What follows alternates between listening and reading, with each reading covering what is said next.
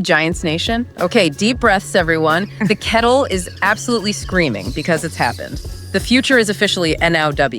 Jaxson Dart starting Sunday against the undefeated Chargers. Oh, yeah. It's a massive move. Bold tells you everything about the, let's say, urgency inside the building right now. Exactly. After that, just deeply disappointing 22-9 loss last week. They said, evaluating everything. Well, the evaluation is over. The rookie gets the keys. He does. And that's our mission today, right? To really dig in. Absolutely. We've got stuff from ESPN, NFL.com, Reuters, PFF Analytics, even Reddit chatter. Yeah. We need to piece together why this wasn't just a move, but maybe the only move left. Yeah, what data convinced him? What's the actual plan here? Yeah. Because starting a rookie week 4, 0-3, that's high stakes. You need conviction. It's not just shuffling the chairs. This feels like a fundamental shift, way ahead of schedule, Right. driven by, well, let's be honest, disappointment, but also huge potential. Definitely. Okay, segment 1, the urgent pivot. How we got here? It's pretty simple, isn't it? 0-3. The offense was just stuck, completely stuck in neutral. Statistically, I mean, just look at the numbers. Bottom 5, bottom tier in points, red zone efficiency. Third downs were just painful. Painful is the right word. You just couldn't sustain drives, and inertia felt like the biggest opponent sometimes. And it wasn't just like bad execution sometimes. It felt like there was no spark. Right, no juice at all. And the fans felt it too. Sources were saying, fans were chanting for Dart. Fourth quarter last week. Yeah, I heard that. And when that external noise starts matching what the coaches are probably feeling internally, that the old way isn't working. Then you gotta act. But what I like, what feels different maybe, is this doesn't feel like pure panic. No, I agree. It feels more like the plan just on fast forward. Remember how they built this QB room? Right, that's key. Jameis Winston signed back in March, veteran guy, mentor type. Exactly. Then Russell Wilson comes in as the quote-unquote bridge, Yeah. managed the start of the season. And Dart drafted high, clearly the future, Yeah. develops as QB2. The 0-3 start didn't invent this plan. It just, like you said, hit the accelerator hard. Okay, so that brings us right into segment 2. How do you handle this? Russell Wilson's role specifically, this veteran classroom idea. Yeah, because benching a guy like Russ, a veteran, 3 games in, that could blow up a locker room easily. If he doesn't handle it right, yeah, professionalism is key here. But the thing is, Russ has been through this. Remember Denver 2023? Yeah. Bench late for Jarrett Stidham? Oh, right. That was messy. It was messy, but reports were he handled it professionally. And having that experience, having navigated that kind of fire drill, let's call it. That's a stabilizing force. It keeps the focus on Dart, not on, locker room drama. Exactly. It prevents things from getting destabilized. It's actually, a testament to Russ, the bridge QB role he signed up for. Yeah, that's a really good point. The maturity there is huge. And it sets the stage for this unique 2-mentor syllabus Dart's been getting. This is where. 2 mentors. Okay, break that down. What's the syllabus? What's he learning from Russ versus Jameis? So the sources say it's pretty distinct. From Russ, it's the structural stuff, the cerebral side. Like protections, cadence. Yeah, protections, cadence, sight adjustments, situational football, the real detailed pro-level pocket management. Okay. And Winston, what's his contribution? Winston brings the aggression, the juice, teaching that quick, decisive footwork, that see it, rip it mentality. See it, rip it. Okay. Yeah, avoiding hesitation. Plus, apparently, really good veteran film study habits, like how to really break down tape efficiently. That sounds incredible for a rookie. But hang on, doesn't that create conflict? Like one guy says master the situation, the other says just rip it. Which voice does he listen to when the pocket collapses Sunday? It's a fair question. And what the sources suggest is the coaching staff's job was to, synthesize that. It's not about picking one philosophy. Oh, okay. It's about giving Dart a complete toolbox. Russ provides maybe the strategic understanding, the why. Winston provides the decisiveness, the how under pressure. Gotcha. So it's additive, not contradictory. Yeah, right. The whole point of this 2-mentor setup was to accelerate his pro habits. Communication, especially hot calls. Chemistry with Nabers and Slayton. Giving him both perspectives speeds up that whole rookie learning curve. It's like a crash course. I like it. Okay, let's shift to segment 3 then. The conviction. Why Jaxson Dart specifically? Why right now? It's not just that the other way failed. It's that they must have seen something concrete from him. Absolutely. And the reports are pretty consistent here. Practice, preseason. He apparently painted a really clear picture. What did that picture look like? Quick processor, decisive feet, which coaches love. Getting the ball out on time. And, crucially, low turnover-worthy plays. That internal clock seemed dialed in. Okay, and this lines up with the PFF stuff, right? That breadcrumb trail you mentioned. Oh, yeah. The PFF preseason numbers were, frankly, eye-popping for a rookie. Sources cited an estimated 88.5 overall grade.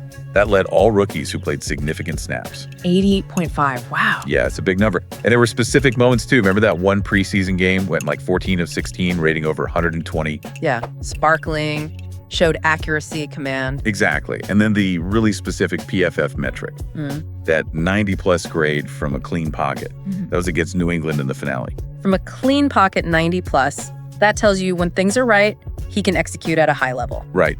And maybe just as important, he had like a 67-plus overall grade in every single preseason game. That shows a floor.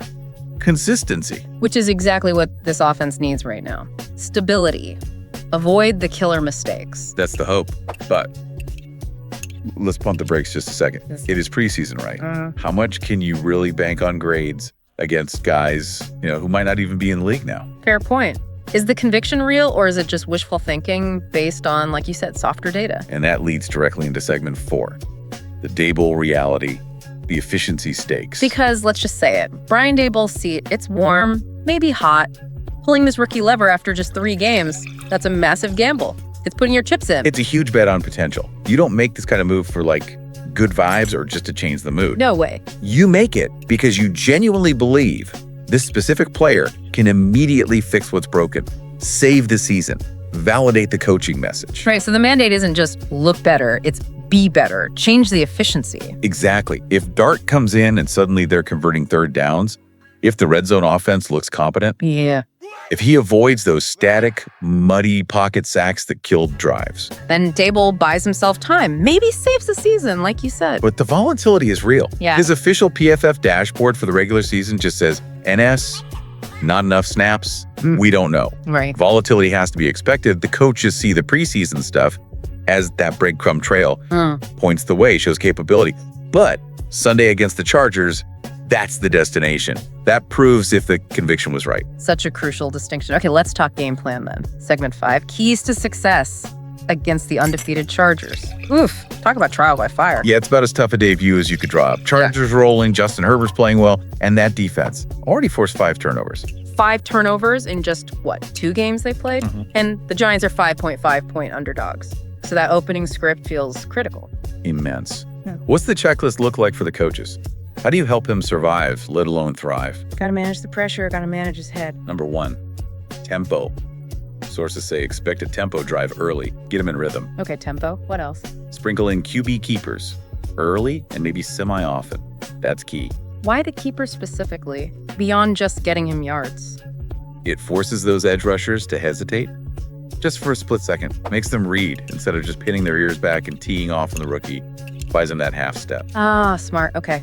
Keepers for discipline and staying on schedule, avoiding those 2nd and 10s that killed them. Yeah, got to lean on the RPO game. Quick stuff to Nabers, hitches, outs to Slayton. Keep the chains moving, stay out of obvious passing downs. Makes sense. And the absolute must. Protect the football, period. Cannot lose the turnover battle. If Dart's giving it away, this game could get ugly fast. Right. 0 margin for error there. What about downfield? Still need explosive plays, right? Can't just dink and dunk all day. No, you got to keep them honest. Sources suggest play action crossers, maybe some shot seams, scheme 1 or 2 verticals early, make the safeties respect it. Okay. And screams. Use their aggressiveness against them. Definitely. RB screens could be big. Punish those wide rushes, make the linebackers have to tackle in space. In red zone, big problem area. What's the fix there? Get him out of the pocket. Avoid those 5-step static drops where things get muddy. Get Dart on the perimeter, read flat concepts, maybe a TE leak play.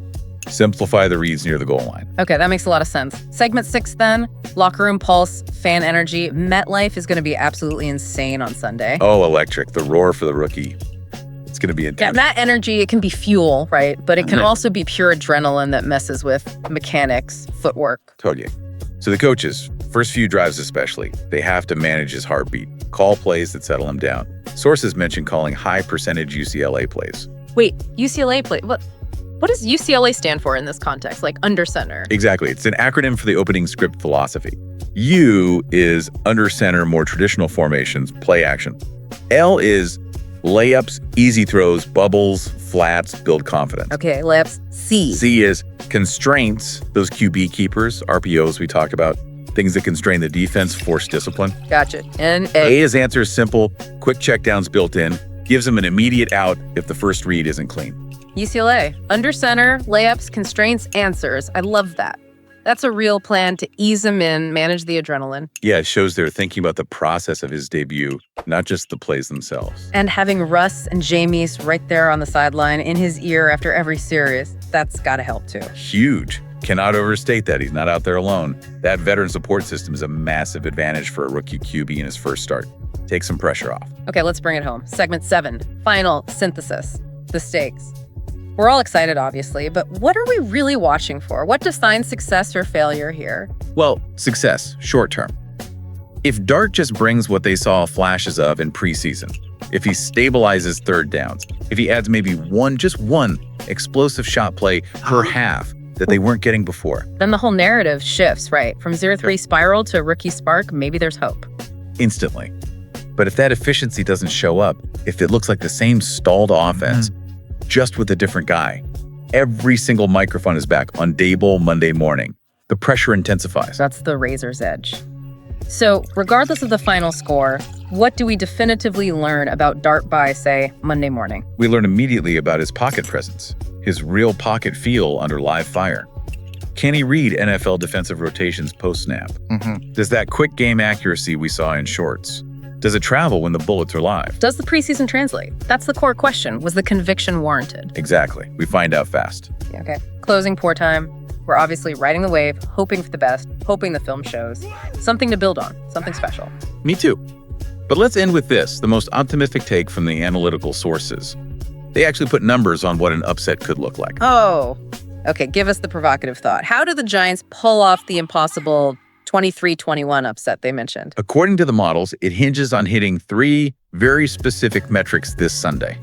3 benchmarks. Okay, lay them on us. What are the 3 keys? Number 1, win the turnover battle. Got to be +1 minimum. Number 2, get Malik Nabers involved early.